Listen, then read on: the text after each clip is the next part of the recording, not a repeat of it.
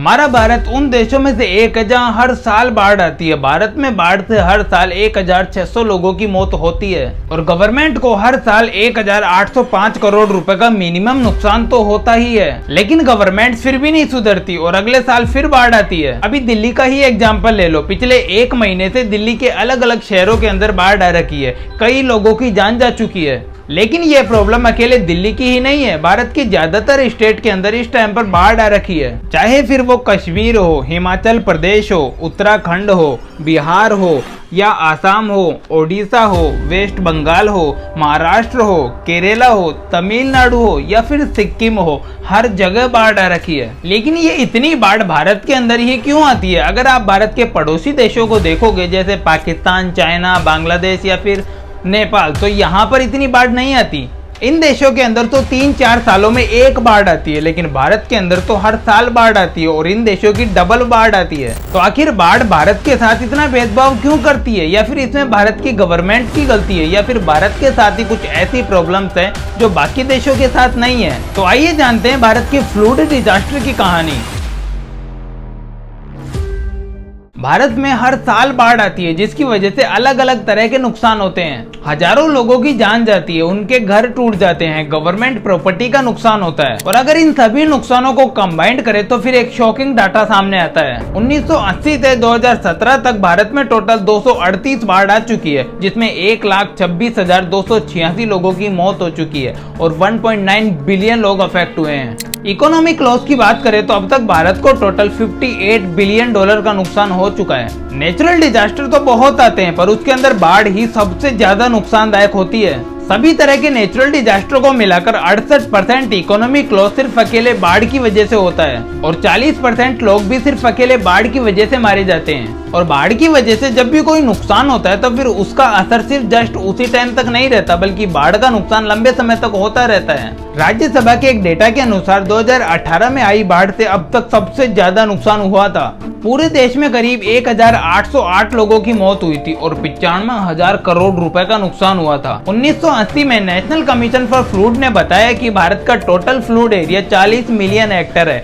जो भारत के total area का 12% है। मतलब भारत का 12% एरिया तो ऐसा है जहां हर साल बाढ़ आ सकती है। मतलब हर साल गवर्नमेंट और आम जनता का नुकसान होना फिक्स है, जिसमें घर भी टूटेंगे, बिल्डिंग्स भी टूटेगी, कम्युनिकेशन नेटवर्क भी टूटेंगे, रेलवे लाइन भी टूटेगी और रोड भी टूटेगी। 2023 में तो बाढ़ ने लिमिट ही क्रॉस कर दी और सुप्रीम कोर्ट तक पहुंच गई। नहीं, सुप्रीम कोर्ट में केस लड़ने नहीं गई थी, बल्कि लाल किला और सुप्रीम कोर्ट को नुकसान पहुंचाने गई थी। बाढ़ की वजह से सिर्फ कोई 10-20 हजार या फिर 1-2 लाख लोगों के ही घर नहीं टूटते, बल्कि अकेले 2020 के अंदर 5.4 मिलियन लोगों को बाढ़ की वजह से अपना घर छोड़ना पड़ा था। बाढ़ की वजह से बायोडायवर्सिटी को भी बहुत ज्यादा नुकसान होता है, क्योंकि जब भी बाढ़ आती है तो समुद्र की बहुत सारी छोटी छोटी मछलियां मारी जाती है और उनको खाने वाली बड़ी मछलियों का खाना खत्म हो जाता है, जिससे पूरा इकोलॉजिकल बैलेंस बिगड़ जाता है।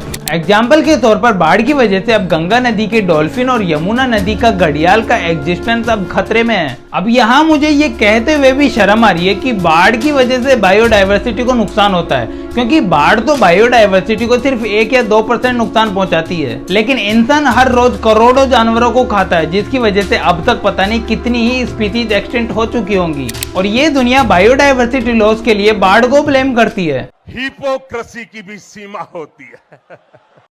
लेकिन अगर बाढ़ की वजह से कहीं सबसे ज्यादा और गंभीर नुकसान होता है तो वो है नॉर्थ ईस्ट का Assam. National commission for floods के अकॉर्डिंग आसाम में 31 लाख हेक्टेयर पर हर साल बाढ़ आती है, जबकि आसाम का टोटल एरिया ही 78 लाख हेक्टेयर है। मतलब आसाम के 39% एरिया पर हर साल बाढ़ आती है। और ऐसा ही भारत के दूसरे स्टेट के साथ है, जहाँ हर साल बाढ़ आना निश्चित है। लेकिन ऐसा भारत के साथ ही क्यों होता है? बल्कि भारत के पड़ोसी देशों में तो 3-4 सालों में जाके एक बाढ़ आती है। जैसे पाकिस्तान में आखिरी बाढ़ जून 2022 में आई थी, जिसमें 1,739 लोगों की मौत हुई थी। इतने लोगों की तो भारत में बाढ़ से हर साल डेथ होती है। चाइना में भी आखिरी बाढ़ 2022 में आई थी, जिसमें मात्र 300 लोगों की मौत हुई थी। चाइना में मौत इसलिए कम हुई क्योंकि उनकी रेस्क्यू टीम काफी ज्यादा एडवांस है, तो वो लोगों को पहले ही बचा लेते हैं। बांग्लादेश में भी लास्ट बाढ़ 2022 के अंदर आई थी। फिर आता है नेपाल। तो हाँ, नेपाल के अंदर बाढ़ थोड़ी बहुत ज्यादा आती है, लेकिन वहाँ भी बाढ़ बिल्कुल छोटी छोटी आती है, जिसमें मात्र 14 लोगों की मौत होती है। मतलब भारत के पड़ोसी देशों में तो इतनी बाढ़ नहीं आती, तो फिर भारत में ही क्यों आती है? क्या बाढ़ की भारत से कोई पर्सनल दुश्मनी है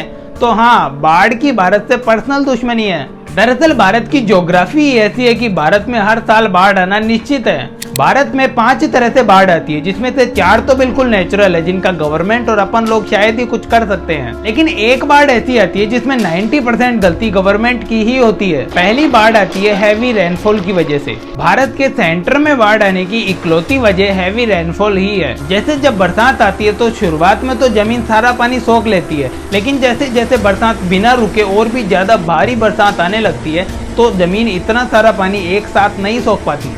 तो उस केस में हैवी रेनफॉल की वजह से ये बाढ़ आती है, लेकिन ये बाढ़ बहुत कम आती है, इतनी ज्यादा नहीं आती। दूसरे तरह की बाढ़ आती है स्नो मेल्ट से, जिसे फ्लैश फ्लड भी कहते हैं। ग्लोबल वार्मिंग की वजह से जब टेम्परेचर बढ़ता है तो हिमालय के पहाड़ों की बर्फ और ग्लेशियर पिघल जाते हैं, जिससे नदी नालों में पानी का बहाव हद से ज्यादा तेज हो जाता है और आसपास के शहरों में बाढ़ आ जाती है। हिमालय के आसपास के स्टेट में जब भी बाढ़ आती है तो उसकी ज्यादातर वजह स्नो मेल्ट ही होती है।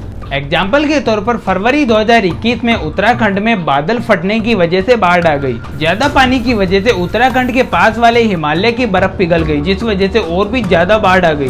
तीसरे तरह की बाढ़ होती है सिटी फ्लूड, जो ज्यादातर दिल्ली, मुंबई, बेंगलुरु जैसी सिटी में आती है, जिसके पीछे 90% गलती गवर्नमेंट की ही होती है, क्योंकि गवर्नमेंट बिना किसी ड्रेनेज सिस्टम के बड़ी बड़ी बिल्डिंग्स, हाईवे और अंडरग्राउंड टनल बना देती है। फिर जब शहर में तेज बरसात आती है तो पत्थर से बनी हुई रोड तो पानी सोख नहीं सकती और शहर के अंदर बाढ़ आ जाती है। इसका एग्जाम्पल तो आपको भी पता है, दिल्ली के अंदर पिछले 1 महीने से कई बार बाढ़ आ चुकी है, जिस वजह से कई लोगों की मौत हो चुकी है। फिर जब बाढ़ की रेस्पॉन्सिबिलिटी लेने का टाइम आए तो सेंट्रल गवर्नमेंट स्टेट गवर्नमेंट को ब्लेम कर देती है और फिर स्टेट गवर्नमेंट सेंट्रल गवर्नमेंट को ब्लेम कर देती है। बीच में कौन मरता है? आम आदमी। चौथे तरह की बाढ़ आती है स्ट्रॉम या फिर साइक्लोन की वजह से। ये मौसमी घटनाएं हैं जो भारत के कोस्टल एरियाज के अंदर तेज हवाएं और भारी बरसात की वजह से आती हैं। कोस्टल एरिया समुद्र के किनारे वाली जगहों को कहा जाता है, जैसे वेस्ट बंगाल, ओडिशा या फिर चेन्नई। जब तेज हवाएं चलती है तो कोस्टल एरियाज में साइक्लोन बन जाता है और एटमॉस्फेयर प्रेशर की वजह से समुद्र का लेवल ऊपर आ जाता है। फिर समुद्र का पानी पास वाले शहर और गांवों में घुस जाता है, जिससे बाढ़ आ जाती है। एग्जाम्पल के तौर पर 2020 के अंदर ओडिशा और वेस्ट बंगाल में साइक्लोन आया था, जिसमें 185 किलोमीटर प्रति घंटे की रफ्तार से हवाएं चली थी और बाढ़ आ गई थी। पांचवें तरह की बाढ़ आती है रिवर ओवरफ्लो से। जब भी किसी नदी के ऊपर भारी बरसात होती है तो नदी में पानी का बहाव हद से ज्यादा तेज हो जाता है, जिससे नदी का पानी बाहर निकलता है और आसपास के एरियाज के अंदर बाढ़ आ जाती है। आसाम में बाढ़ आने की सबसे बड़ी वजह रिवर ओवरफ्लो ही है, क्योंकि नॉर्थ ईस्ट की सबसे बड़ी नदी ब्रह्मपुत्र आसाम से होकर ही गुजरती है। ये थी भारत में बाढ़ आने की 5 वजह, जिसमें से 4 तो बिल्कुल नेचुरल है, जिनका गवर्नमेंट कुछ भी नहीं कर सकती। हाँ, गवर्नमेंट बड़े बड़े डैम बनाकर रेस्क्यू टीम को एडवांस करके बाढ़ के नुकसान को 30 से 40% कम कर सकती है, लेकिन जड़ से खत्म नहीं कर सकती। आज का वीडियो अगर आपको अच्छा लगा हो तो लाइक और सब्सक्राइब जरूर कीजिएगा। बाकी आपसे फिर मुलाकात होगी नेक्स्ट वीडियो में।